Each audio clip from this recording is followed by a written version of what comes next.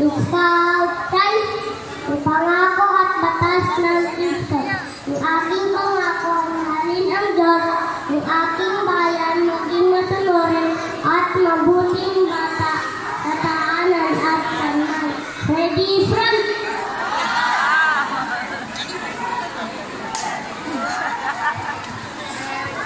To officially open our event, let us hear words of welcome to our district Deputy Commissioner, Sir Generoso de la Cruz Jr.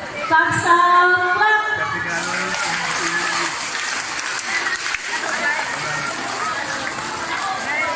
Thank you so much, mga Scouters, Shirley J. Emilio. My courtesy to our Public Schools District Supervisor, Ma'am Ali M. Samiliano. Wala po siya ngayon, nasa seminar, nasa Jensan. To my fellow school head. Ibaba ang kamay! O yan. Handa na makinig? Okay, handa na daw. Okay. Ibigay ko kay Teacher Jo ang first activity ninyo. Ma'am Jo, take it away. Saan na siya?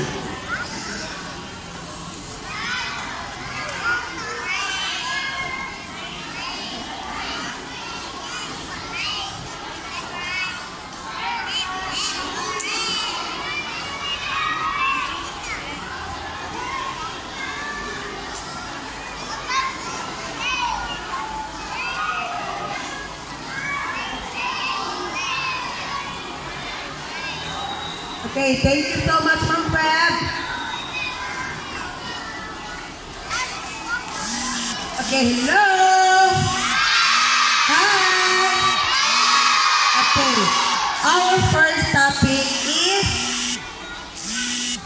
ideas of scouting. So first, grade 1 hanggang anong grade N ka? Ha? Okay, grade 1 hanggang grade 3. So, ang kinder ay tinatawag natin kid. Ano sabihin ng kid? Ha? Okay. Ang kid ay kabataan, imumulat, diwa. Yun ang ibig sabihin ng kid. Ano naman yung ka? Ha? Sino makapagsagot? Ano ibig sabihin ng ka? Ha? Kabataan, alay, sabayan. Ma'am Pep, tama ba? Okay. Yun ang ibig sabihin ng ka. Kabataan, ialay, kabataan, alay, sabayan. Ang kid naman ay ano? Anong sabi ko kanina sa kid? Ha? Kabataan? Mulat? Diwa. Bakit kid? Bakit kid ang tawag sa kinder? Oh, langkay leaders. Sino makapagsagot? Bakit kid ang tawag sa kinder? Ano ibig sabihin ng kid? O, langkay leaders, wala. Langkay leaders. Wala. Okay. Ano ang drawing sa damit ng kid? Tingnan daw ninyo. Ano yan sa kid? Kid.